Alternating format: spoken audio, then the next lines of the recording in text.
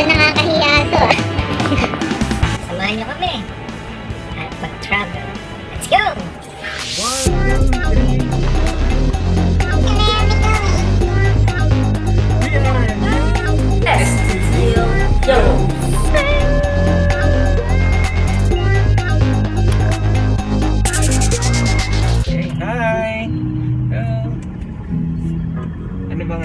Today's vlog, ngayon pupuntahan namin yung DFA. Ayan. Tutulungan namin kayo paano yung process para magpa-authenticate ng marriage certificate. Diba?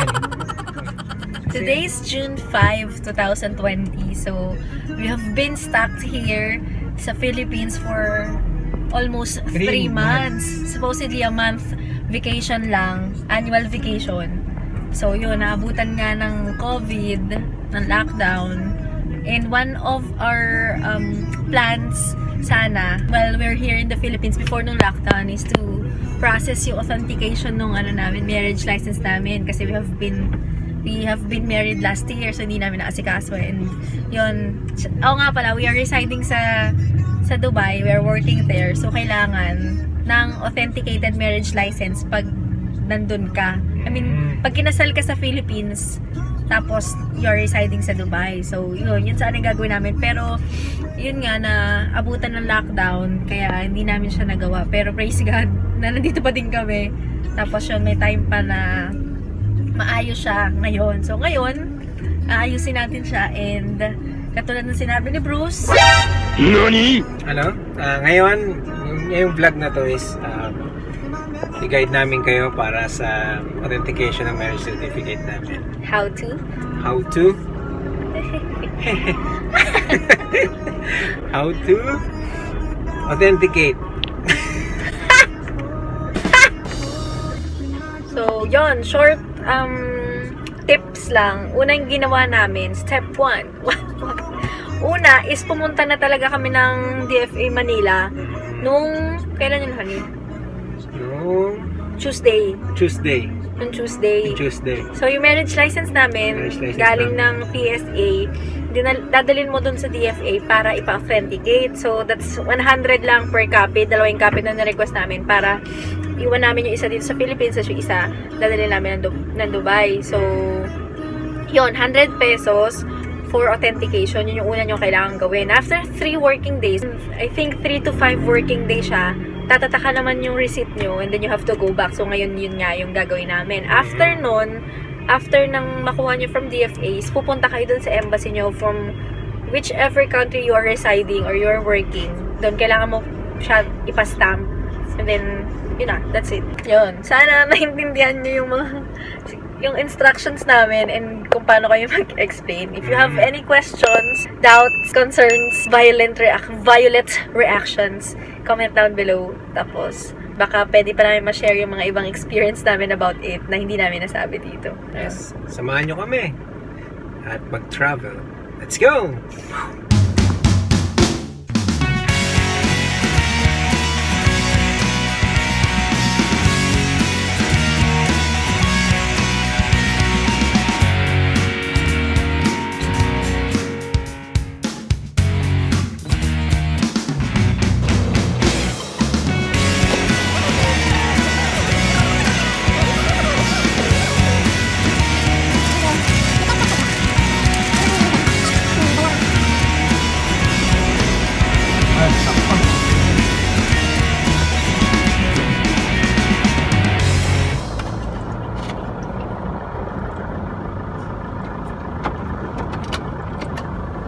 So, in here, yan yung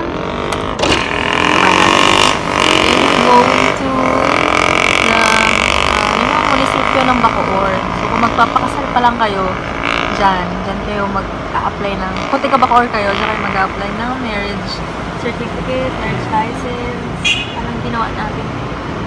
Family planning seminar, marriage seminar. Yan, sobrang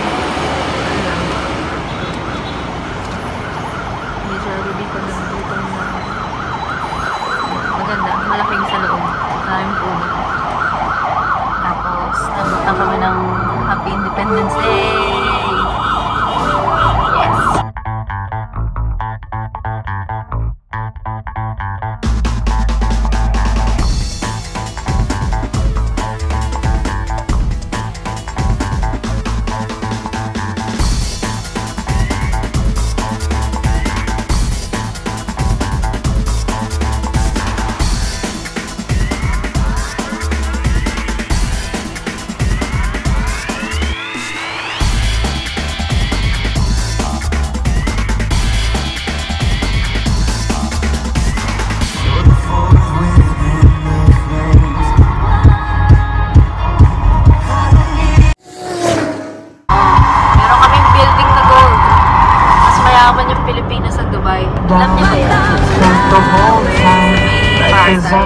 ground, yeah.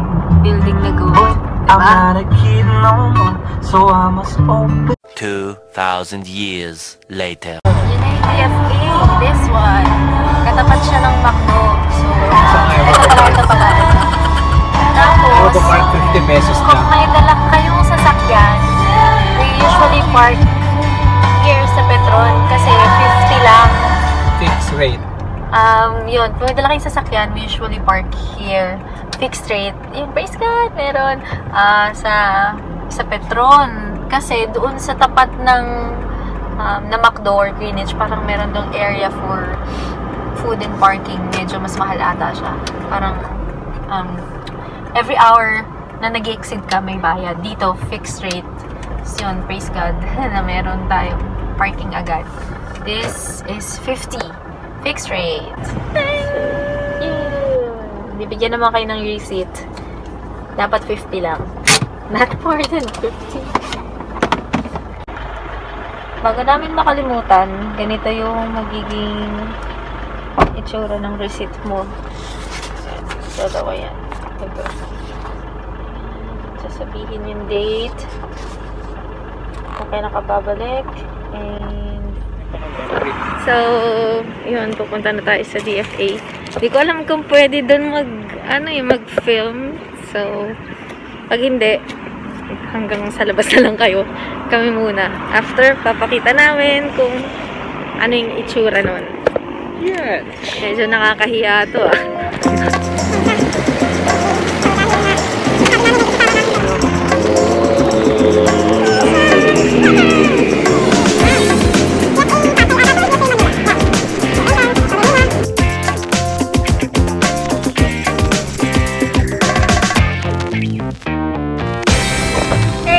We're on our way sa Taguig.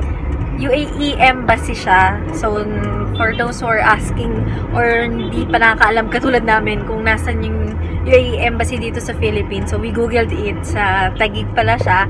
So, after DFA sa Pasay, we are on our way to Taguig sa UAE Embassy. So, let's do this! Katulad ng sinabi ko, hindi namin alam kung nasan yung UAE Embassy. Busy siya. Huwag niyo siyang tularan. Huwag gumamit ng phone habang nagda-drive. Tapos, ako, hindi ko siya tinutulungan. So, babay na. Tulungan ko na siya.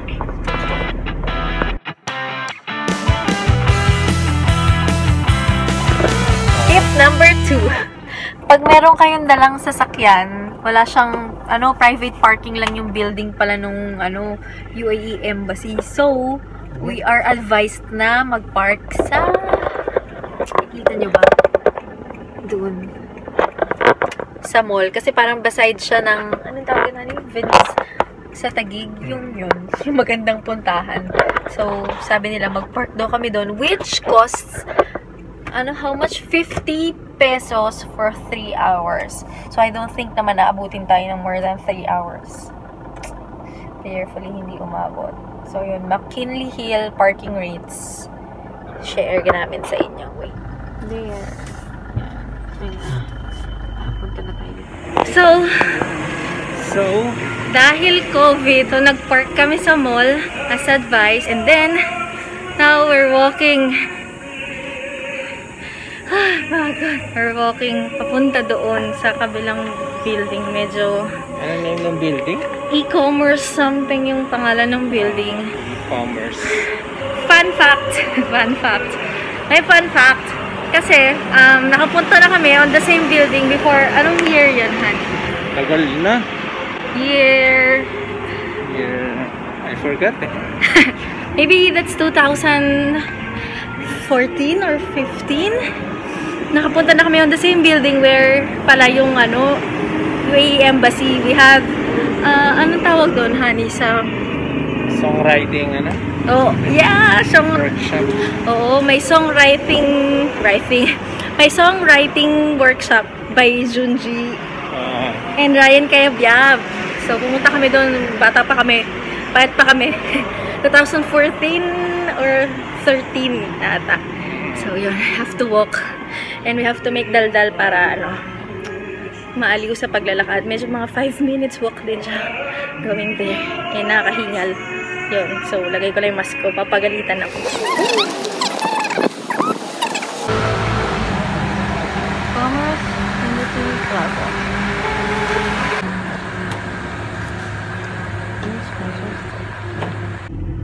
So, ayun na nga po.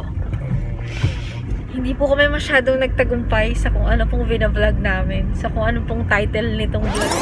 How to authenticate.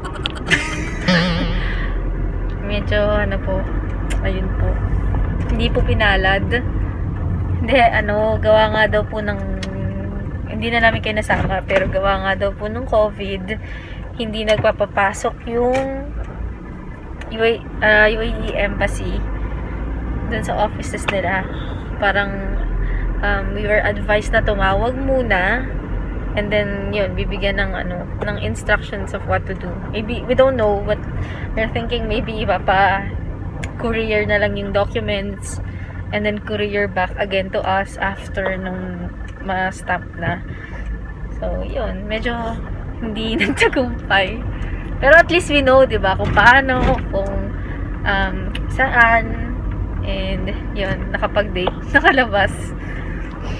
So, yun. Next time, update namin kayo kung ano na yung nangyari. And how many days inaabot yung stamping, siguro. Or, magkano yung amount, yung fee. And, kung paano yung process. We actually emailed them kasi may email address din. So, yun. We emailed them and we're just waiting for the reply. Kung ano yung gagawin natin para maging matagumpay tayo dun sa mga pinaplano natin sa buhay. So, yun lamang. Dahil may extra time pa kami, now it's just 2 o'clock in the afternoon dito sa Philippines. And around the area. At ngayon lang uli nakalabas. At ngayon lang kaming dalawa lang uli na magkasama. Sulitan na namin. We will have date night. Date day. So, ano masasabi mo, sir? Yes. Yun lang. Hindi na kami. Bye-bye. Di pa kami uuwi. Meron kaming gagawing magandang bagay. So, yun lang. Thank you for joining us. Thank you for watching. Bye. God bless.